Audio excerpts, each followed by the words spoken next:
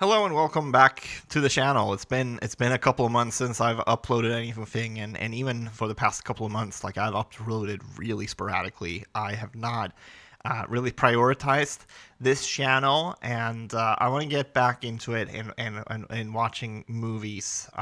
Just a little bit of context here. I've had a lot of life changes. I've switched jobs twice. I've moved towns.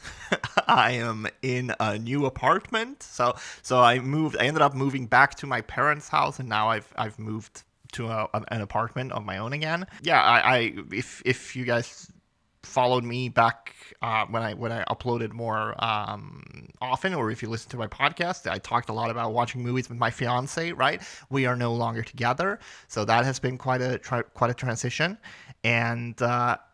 Man, I want something good to come out of this period of my time, period of my life rather. Not that I don't think good things are up ahead, but it certainly has been a lot mentally, just a lot of grieving, a lot of change, and a lot of things to get used to. I have not had the energy to sit down and talk about movies or even write scripts, right? Or like edit. I just have not had the energy. And even with this video, I'm not writing a script for this. I'm just turning on the camera and going. And what I'm going to do is I'm going to look back on my letterbox for the past 6 months. We're halfway through the year, and I'm going to just talk about some of the movies that I've discovered this year that are not from 2003. Or 2000, sorry, 2023.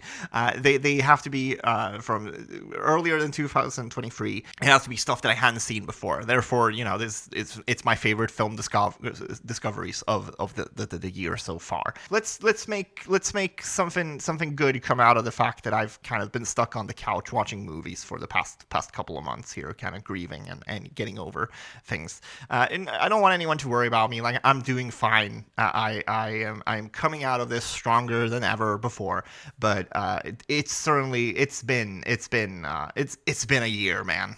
but let's just get into it. The first film I think I want to talk about is Badlands. I made a small video essay, kind of experimental thing about this. It's Terrence Malick's first film, and now you'll know Terrence Malick from The Thin Red Line, Tree of Life, Days of Heaven is one that when I was in film school, people talked a lot about Days of Heaven. I have since, after watching Badlands, I've watched all of those films, but my favorite one of his is by far Badlands. It's this crime story, a Bonnie and Clyde type of story, where Martin Sheen, who I actually call him Michael Sheen in my video essay, and it sounded like a dumbass, but it's Martin Sheen and Sissy Spacek, and Martin Sheen rolls into this suburban 1950s town and falls in love with a teenage girl, and they end up going on a crime spree after he ends up killing her stepfather.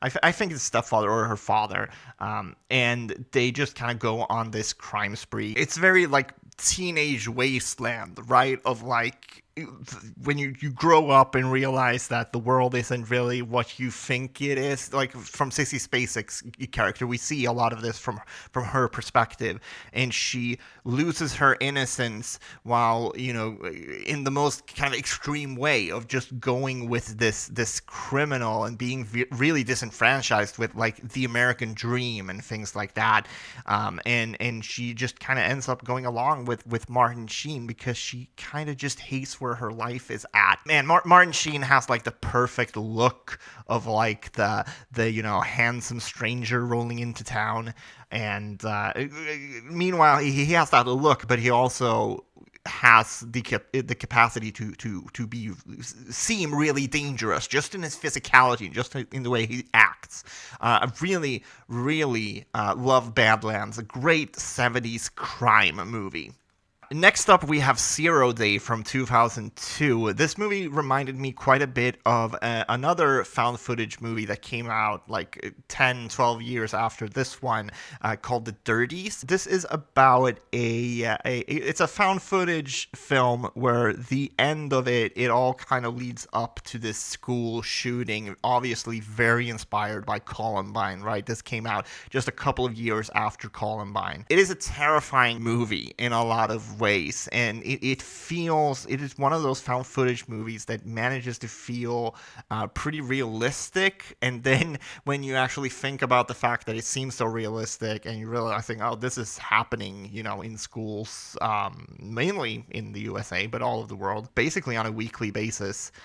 It is a scary, disturbing movie that I quite enjoyed. Everything is brought together by the lead performances of Cal Robertson and Andre Kiuk. I think that's how you say that name. I don't know. Shek, maybe, I don't know. But they play the school shooters who are they are documenting their process. They are documenting stockpiling weapons. They are documenting the planning phase. But also they are pointing the cameras at dumb shit in their high school and laughing about it. They are making jokes. They are being friends with one another. It's really you do a lot of legwork to make these kids not just seem evil. They make them seem like real kids with real problems. And yeah, that's the reality we live in still.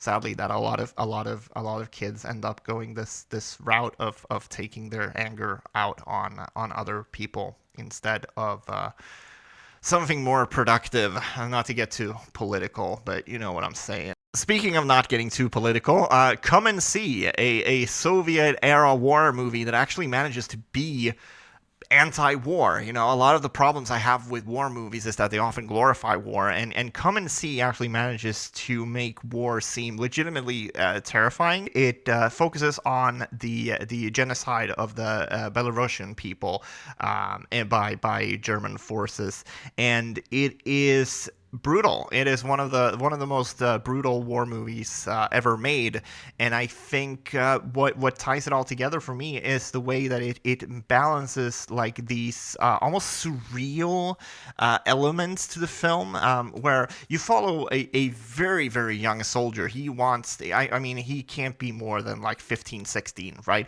And he goes out to war, kind of gets left behind because he is so young. Like his squad kind of leaves him behind and says, okay, actually, while we go off fighting our mission, go keep guard of our camp. And of course, the camp actually gets attacked. He ends up making his way back to the village that he came from, and his whole just world has been ravaged by war, and then it goes on from there. It's a fantastic movie, and it's going to be like one of my favorite movies. Bad Girls Go to Hell from 1965 is not necessarily what I would consider a good movie, but I had a lot of fun watching it. This is by Doris Wishman, who ended up making a lot of exploitation films in the 60s and 70s, and then she made a slasher in the 80s, Night to Dismember, that ended up being her maybe not last movie, but it kind of made a dent in her career a little bit because it was a failure. But throughout the 60s and 70s, she made a lot of schlocky thriller, action, and comedy movies. And she began making movies after her husband died. She was like, I need to get out and do something. And she was very progressive for the time. And she ended up making these kind of feminist exploitation movies. This one, it's quite strange. It's almost like a rape revenge film, but it's very surreal. But that is like, I don't know, I feel like that's telling like 25% of what actually happens in the movie. It's very surreal and strange, and I think some of those aspects are intentional, especially when you get to the ending. Like the ending of the film is actually pretty strange, but then there are some other things that it's like, I just think this was kind of amateurs making movies and not really understanding, or I shouldn't say not understanding the language of film, not using the language of film as in the way that we are used to seeing the language of film being used. Electric Boogaloo, the wild untold story of Cannon Films. Cannon Films was just this really strange film distribution company, or production company rather. They operated in the 80s, and they were essentially, in the 80s they were still making grindhouse flicks, but then they made some really, really wild bets, some of them good, some of them bad, and they produced some of the more insane movies of the 80s, and this is a documentary kind of telling how they started, how they ended, and everything in between. I quite like the documentary, although I wish, there's a point where you're like watching it and it's like you could make a documentary about every one of these films that they are talking about, because it is really really fascinating. Another quick one from last year, I watched Aftersun. Had I seen Aftersun at the end of the year, it would have probably been my number one film. Definitely not a horror movie, so I wouldn't have put it on. Barbarian was my favorite horror film of last year, right? So if I made like a horror list for this channel, Aftersun wouldn't be on it. But I do think it's my favorite film from last year. Absolutely love it. One of the more realistic descriptions of or depictions of depression, and even just the struggles of like parenting. I'm not a parent, but you know what I'm saying. Okay, moving on. I saw Harlan County, USA. We're getting in some documentary stuff as well here on this list. Harlan County, USA tells the story of one of the more violent and kind of bloody labor disputes in America, of a mining town in Harlan County, USA, Kentucky. It's 1973, and these filmmakers are on the street rally, depicting what is happening on the picketing fences, and a lot of these miners just want, they didn't necessarily want more compensation. They wanted safer work environments, and that ended up with a strike. And some of the things that happen in this, just on the picketing fences, like, it is wild. There are drive-by shootings. There are people trying to run each other over. Private detectives are hired. It is one of those things where I think we think a lot about, or the media, I should say, reports on strikes in a rather, I don't know, condescending manner. Like, oh, we had a strike recently here in Sweden where train conductors were on strike, and it's like, now the train conductors are striking. They are making it so you can't get to work on time, and it's like, yeah, but like, if they had just safer work environments, this wouldn't be an issue, right? And that's kind of the line this film straddles, right? Of like actually trying to not just look at the very base level takes you can make about a strike, actually going there, talking to the people, saying, what is it like working in these mines? What are your company, the company you work for, what are they actually doing for your safety? How many sick days do you have? Are you able to take time off? And of course, this is 1973 in Kentucky. You know that the answers are gonna be bad. You know that they don't give a shit about safety. You know that they don't have fucking sick days or vacation time. But a lot of these people ended up being very, very sick from working in the mines for a very, very long time without the proper equipment. There's a fascinating element to this film where they focus a lot of the wives of these miners being like, my husband is going to die early from working at your company, and you're not doing anything about it. And they are some of the more vocal and some of the more like badass people in the demonstrations and things like that.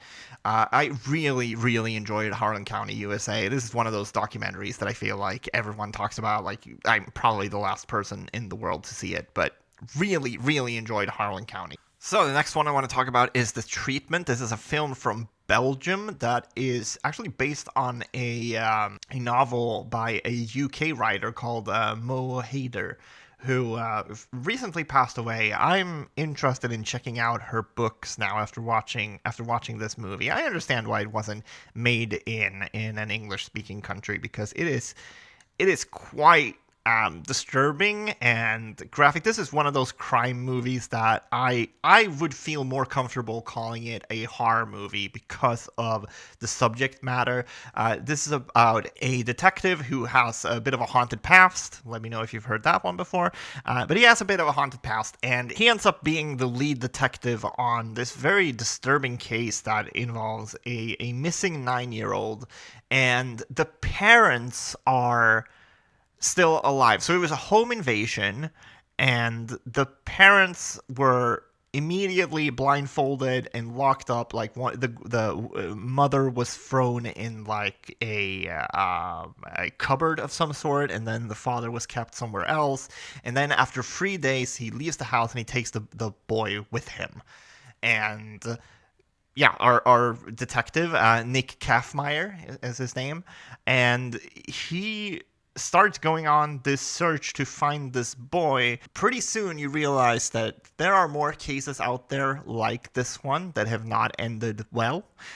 There are a lot of broken families, and there is a lot of people not saying what the hell is actually going on. People are actively not telling the police the truth, and you can tell that like people that he's interviewing, past victims and things like that, like they are holding back. And when you find out why they are holding things back, it makes sense, and it doesn't feel cheap. It actually makes you, it just crushes you. Like it's very disturbing in a lot of ways, but it's also just, it's sad. Like it is a sad movie, and it's one of those things where like, wow, you really, you put that on film. That feels, in a lot of ways, it's like more disturbing than a lot of true crime cases I've heard about in real life, which is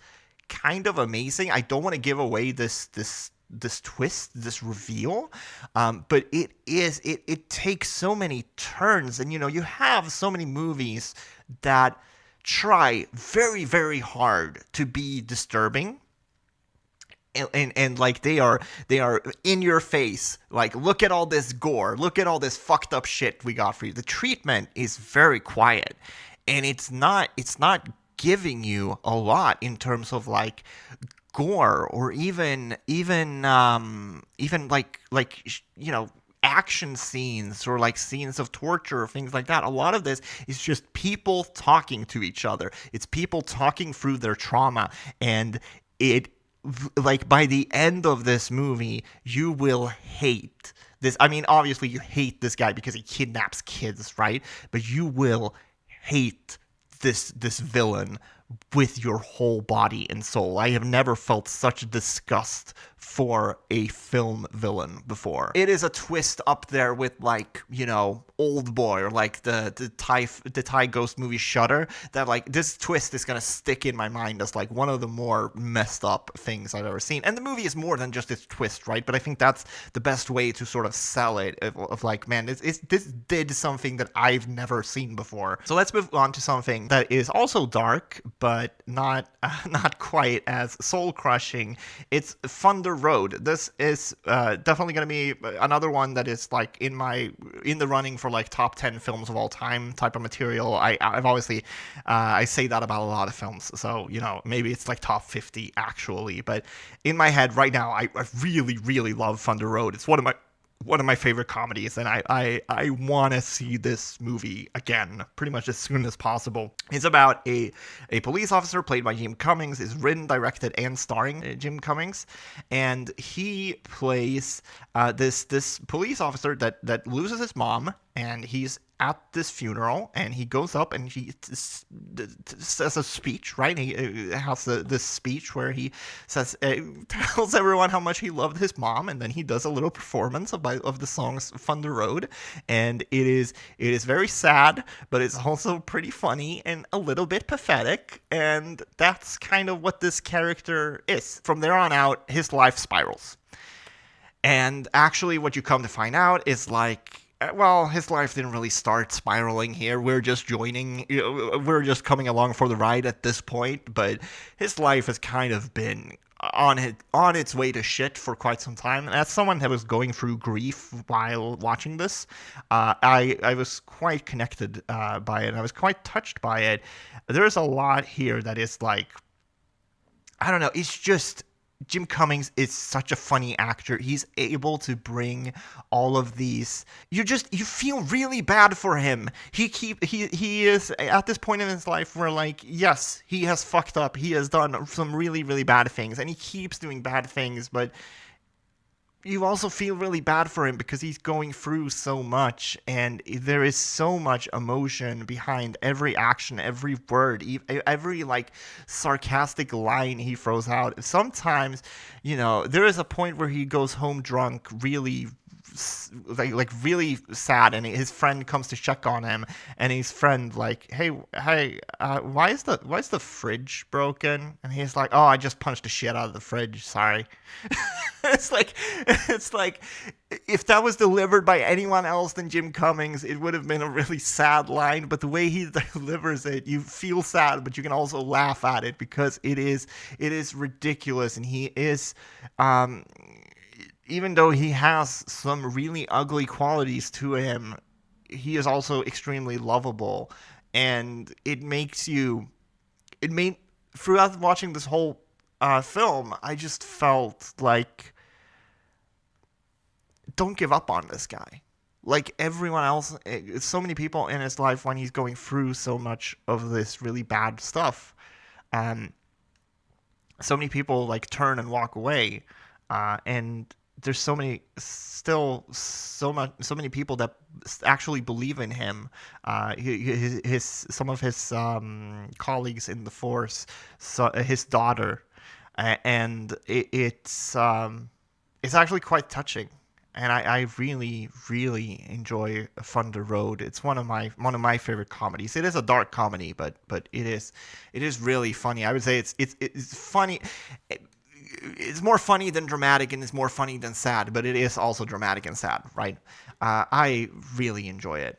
Shiva Baby from 2020. I saw this movie because I watched Bodies, Bodies, Bodies and really liked Rachel Sennott in that one, and I heard really good things about Shiva Baby. I would say that this is like a comedy version of a Safdie Brothers film, right? So think of like Uncut Gems, and Good Time. Think of like the stress and the uncomfortableness of those films, but instead of like drama, add comedy to it, and then you have Shiva Baby. It is a college student who attends Shiva, where she is basically kind of in this Mexican standoff, like mental Mexican standoff between her parents, her sugar daddy that shows up, and like her sugar daddy just kind of happens to be at this thing, and her parents obviously don't know that she has a sugar daddy, and her friends that are there doesn't know she has a sugar daddy, and her sugar daddy does not know that she was going to be there, and his family is there, and it turns out this guy is married and he has a baby, and it goes immediately, like you're going into the Shiva, and it's like you feel the pressure, you feel how, like, if you've ever had one of those family gatherings where things are just a little bit awkward, like obviously I've never had anything like this happen, right? But like these family gatherings where you're like, I have to get the fuck out of here. We have to actually leave right now because I'm about to have a fucking panic attack. That's what this movie feels like, and it's so fucking funny. Okay, now we're getting fancy here. It's Persona from 1966, directed by Ingmar Bergman, or as we would say in Sweden, Ingmar Bergman. But I'm going to say Ingmar Bergman just to make everything feel a little bit more clear for international audiences here. This is one of those films that I have heard a lot about, but I never really watched it because a lot of Bergman stuff I just haven't clicked with. And this was the first Bergman film I watched, and I'm like, oh, I get this. This is really good. This is really solid throughout this whole thing. It has a bit of that Bergman, like, artsy-fartsy, like, weirdness, both at the beginning and at the end, but because the middle of it is pretty cohesive, you can tell what's going on. It's easy to follow. Both the sort of surrealist stuff in the beginning and at the end makes sense, right? And I think sometimes Bergman gets a little caught up in symbolism and things like that, but this one, it's really solid and kind of easy to follow in that regard. It's not a film you have to watch multiple times to get, which I really appreciate, because I've always loved Bergman's visuals. He's a great visual director. A lot of times I don't connect with his stories and much. So anyways, this is about a young nurse named Alma who is put in charge of an actress called Elizabeth. She is healthy, but she does not talk. So Alma is put in charge of Elizabeth, and immediately there is a strange kind of parasocial relationship happening here where Alma starts talking to Elizabeth and starts developing a friendship with her, even though Elizabeth doesn't talk back. The movie hints at a lot of stuff, right? It is a hint of romance. It hints of like one's sense of self, right? So the movie is called Persona. These two women, they look quite a bit alike, and their personas start maybe interchanging a little bit, and you're not quite sure what is real, what is imaginary. Think of this as a precursor to like a Mulholland Drive, right? And you will get exactly what this movie is going for. But even so, there is things that happen in this movie. Like there's not necessarily a plot twist, but there's a reveal that happens about an hour in that I was quite shocked by. I was not expecting. I'm not going to tell you what it is, but it's always nice when you watch an older movie and it's like, oh, this went in a direction I wasn't expecting. That's really, really cool. It's just this thing where like it keeps getting deeper and deeper and deeper until at some point, Elizabeth starts to speak. And I'm not going to say what she says, and I'm going to say like what that means for the movie. But when you've had a character be silent for so long and you don't actually know anything about them, but we know everything about Alma, that changes everything. And it's so brilliant. Going in a completely opposite direction, a subscriber actually recommended this movie to me. It is directed by the director who did Midnight Meat Train. The movie is Downrange. He made Midnight Meat Train. He has done Versus, which is a movie from 2000 that I haven't seen, but people really like that one. It is a group of strangers that have sort of... it's a group of friends, and then also, like, they are ride-sharing, right? So they have some strangers with them. Their tire blows out on the side of the road, or they're stuck, rather, at the side of the road, and then there is a sniper just gunning them down. And this is not necessarily a movie that I thought was excellent. It's not one that you have to go out and watch right away. It gets a little bit silly, I think. I probably would have liked it if it was just more straight horror. It tries to go for some comedy as well that I didn't quite like, but I really enjoyed this concept because they do a lot with very little, right? Of like this whole movie is just on the side of a desert road, and it becomes quite tense. It's also very, very gory in a way that I quite enjoyed. I was actually kind of amazed I had not heard about this before, because this is one of those films that is definitely right up my alley as like just kind of a junk food type of film, right? Of like a tight thriller. I think it's like 90 minutes. It's a lean watch, I guess is what I'm trying to say. I enjoyed Downrange quite a bit, although I kind of hated the ending of it, but other than that, very good. And then that actually got me down this path of like researching horror movies with snipers, because I thought that was a really cool concept, and it obviously reminded me of some other films like Phone Booth, right, and things like that. And so that leads me to another film with a similar concept, but I like this one quite a bit more than Downrange. This one is Targets by Peter Bogdanovich from 1968. This one actually has some Once Upon a Time in Hollywood feel, because this is it is about as Letterboxd puts it, a washed up horror actor who is played by Boris Karloff in 1968, and he plays this character called Byron Orlock, which kind of, it's very meta. He kind of plays a version of himself. He ends up kind of teaming up with this writer director of a movie, and they're supposed to go. I forget if they're gonna make like one last picture together, but also they're gonna go to this screening of one of their prior pictures that they made together, and it's like a fan thing, and the Boris Karloff, Byron Orlock, is supposed to show up at the end, and he's supposed to give a little bit of a Q&A. That story also intersects with a sniper who is on a killing spree. It's interesting because it's late 60s, but it has a bit of that like 70s crime movie feel, but it's also, so it's got one foot in that style of film, and then it also has another foot in like the sort of schlocky, horror movies that Boris Karloff were a part of. So really, really fun. I enjoyed this quite a bit.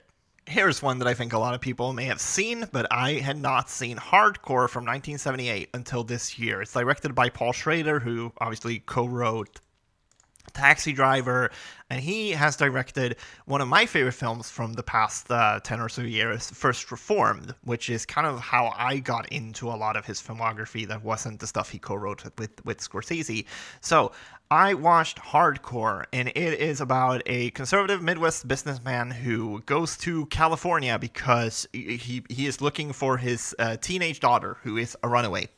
And through the help of a private detective, he finds out that she is making adult pornography.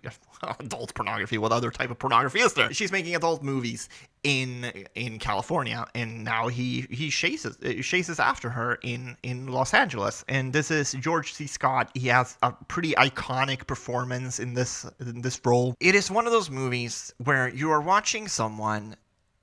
You're watching someone dive headfirst into a subculture that they do not understand. They do not really want to understand. They just want their daughter back, right? But also, while that is happening, and it's becoming a little bit of like this man is kind of losing his mind as he's trying to get his daughter back, trying to save her from a life that we're not sure as an audience that she wants to be saved from. And throughout the movie, he is kind of coming to terms with those facts of like, how did he mess up being a father so much that she decided to run away and make pornography? That's how he looks at it. And how did his like very conservative style upbringing lead her to make this decision? And he is slowly becoming more and more violent, more and more frustrated, and he makes a point, like, he doesn't hit women, right? And he has these moral things that he keeps to and he abides by, but there are some scenes where you're watching it through, an hour in, you're like, oh, the guy at the start of this movie would not be doing this. And then what is so great about it is that it kind of shifts towards the end. Like, it doesn't end with him being in the pits of this. It ends with him kind of coming out of it and finding some understanding. Definitely not like he is cool with everything and says like, yeah, okay, cool, I love the porn industry now, and I love the fact that my daughter ran away to be a part of it. But he does make friends, and he does end up kind of feeling very sympathetic towards a lot of the girls he runs into, specifically. And he starts realizing that, like, oh, these are just people trying to make it, and I'm coming in here and I'm fucking wrecking their world trying to look for my daughter. And what am I really doing here? And it ends with some introspection, and that's what I really, really like about it, because it could have been, the easy way out is to just make a film where like the main character spirals, and then at the end, he's lost it. But he ends up coming back a little bit, and that leaves you feeling a little bit conflicted, because he is extremely judgmental towards a lot of these people working in the pornographic industry. Really interesting arc for a character, I thought. Okay, we have some more documentaries. I got into the Life of Crime films this year, which are on HBO, and there's 3 of them. There's 1 year in Life of Crime 2, and then Life of Crime 1984 till 2020. Now, what you could do is watch Life of Crime 1984 to 2020 and get kind of a 2-hour condensed look where the first hour is the first 2 films cut down. But I would recommend that you watch all 3 of the films and then actually fast forward to about an hour in the third one, because there are things in the first 2 films that you do not want to miss. So this essentially, it follows some of the same people, right? Some of the same people living a life of crime from the 1984 to 2020. So the first one, it was an HBO special. and it was part of a different, like, I forget what it was actually called. It was part of like this series of documentaries they did about crime, and it takes a look at four men who are kind of doing petty crimes. They are shoplifting, and then throughout the film, they're kind of getting into a little bit more heavy stuff. One of them ends up going to jail. You see one of them who actually is not in the other films.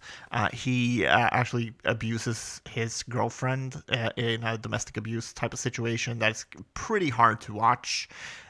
But overall, like, the first one is not necessarily lighthearted, but it does have this almost youthful sensibility to it where, they're taking this camera like undercover and they're shoplifting, and then they're going around the street to like the fucking, the shady part of town, and then selling it for, half the price so that it was in the actual store. So the movie ends, and some of them are in jail, some of them are out, whatever. And then you come back 10 years later for Life of Crime 2, and that's where shit has fucking derailed so much. The movie ends, the first one ends, and some of them are getting into heroin. And, Life of Crime 2 is it's 10 years into a heroin addiction. It's awful, and you feel really, really terrible for these people, and you realize that some people in this life, they don't really... I'm stealing this quote from a podcaster called Eldrick Kane of the Pure Cinema podcast, because that's where I heard about this film. And he said, you realize that some people don't really have a choice. Or they never had a chance, right? Of like, once they pick up that needle, they are fucking stuck. And because of that mistake, they end up paying their whole entire life. And also, some of them get put in jail, and jail ends up being kind of good for them. They can be clean, they can work, and then they come out and they have a new perspective on things. But yeah, it's addiction. At this point, it becomes an addiction, a story. And if there's one thing about addiction, it's relapse and relapse again, right? Until you find the right path, so to speak. But with something like heroin, it's going to be a lot tougher. It's going to be a lot tougher to beat. It's going to be a lot tougher to get on that right path, unlike if you were addicted to, let's say, something illegal like alcohol, right? You don't end up in situations where you are high and you're trying to score more dope, and you end up in jail, and now you're in jail for like 5 fucking years, right? If you're an alcoholic, you can sort of go about your day. Yeah, it's just very, very sad, and it's how we treat addiction and things like that. Like, it's terrible. And when I say we, obviously these movies take place in New York, right? But that's true kind of all over the world. Life of Crime 2 especially is like very, very hard to watch. And then you have the 2021 kind of follow-up they did, which was, a follow-up where first half of it is kind of a condensed version of the two first films, and then the second half is the follow-up. And some of the follow-up or a lot of the follow-up is also really, really, really sad. But at that point, I felt like I was kind of ready for it to go sad. I was expecting it at that point. But with Life of Crime 2, just this tone and switch from 1 year to Life of Crime and Life of Crime 2 hit me so hard. I feel really bad for a lot of the people in that project. Now, I mentioned Pure Cinema podcast, and they did a show about documentaries, and there was a couple of more that I hadn't seen that I thought were interesting, and I actually liked a lot of their suggestions. So if you haven't checked out the Pure Cinema podcast, you should go listen to them. But there were two more from that episode that I wanted to talk about. It's All American High Revisited. This is a really, really fun one. This is one of my favorite films I've seen this year. Essentially, what you want to do is you want to watch All American High Revisited. Don't watch just All American High, because All American High Revisited has all the footage from All American High, which was a movie that came out in the 80s, a documentary about American high school in the 80s. And then you have this revisited thing where it adds on 20 to 30 minutes where they follow up with a lot of the people that were in the documentary, and that's some of the more fun stuff in the film.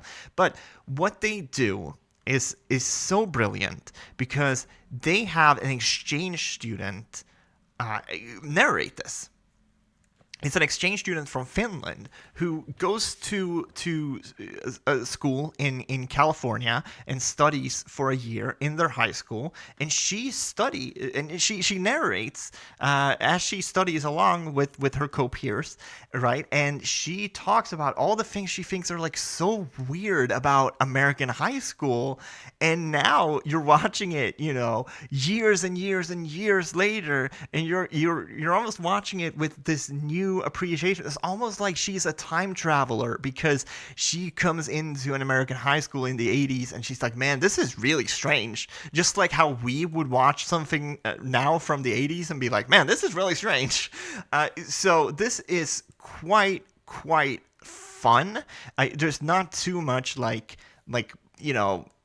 introspection or heavy themes here. A lot of this is kind of humorous and kind of goofy, but then you have this added on thing where it's 30 years later, and they show the film to a lot of the subjects that were in it, and you just see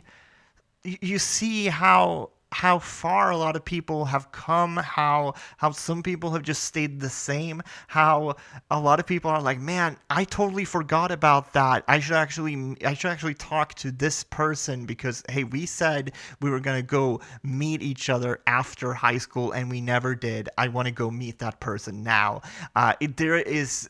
It's just very heartwarming, and it makes you feel nostalgic, even though for someone like me, like I wasn't born in that time, right? But it still made me feel nostalgic for the 80s. And it's also like this thing of like, 80s California, we are like kind of in the beginning of like, or not beginning, but like height of like mall culture and consumerism and things like that. And I like to think that we moved a little bit past that, like worldwide.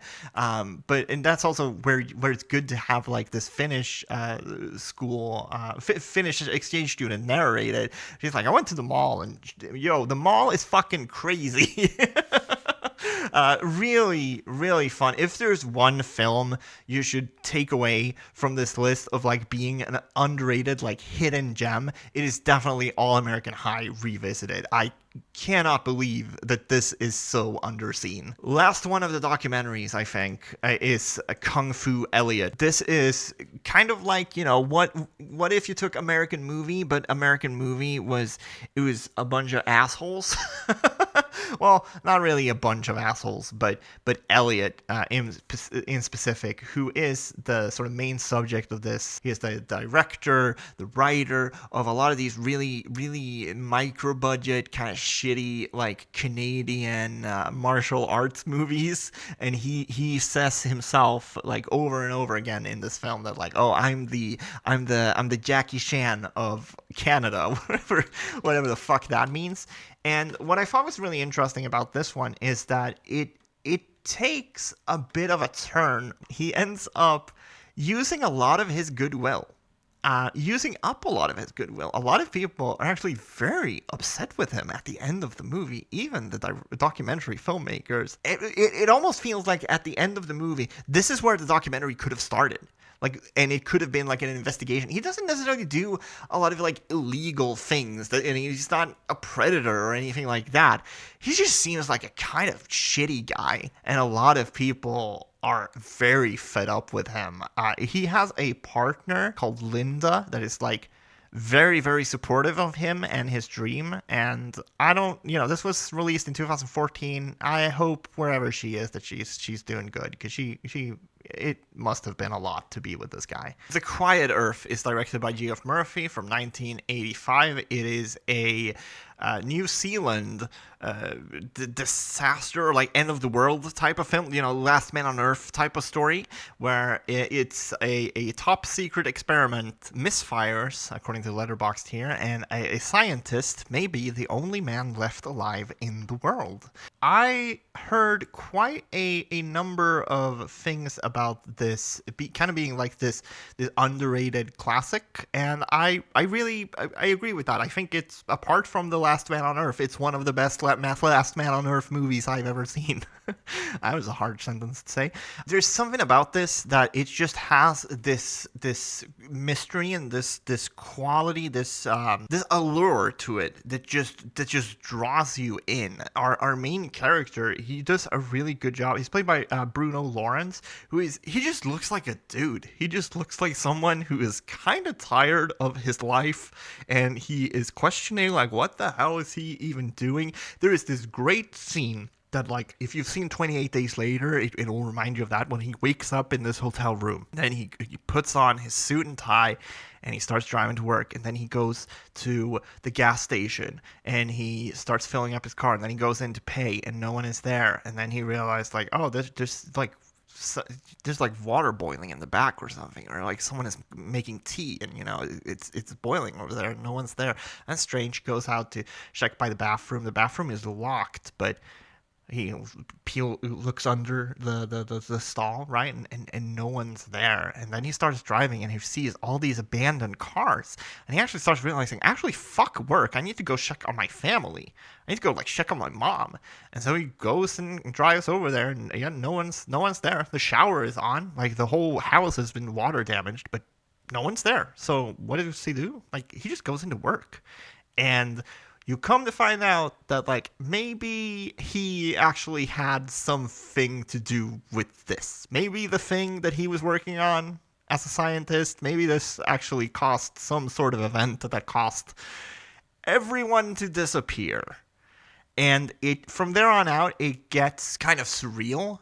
You do meet some other characters, but, like, it's kind of up in the air if, like, these people are actually real. It asks a lot of really big questions.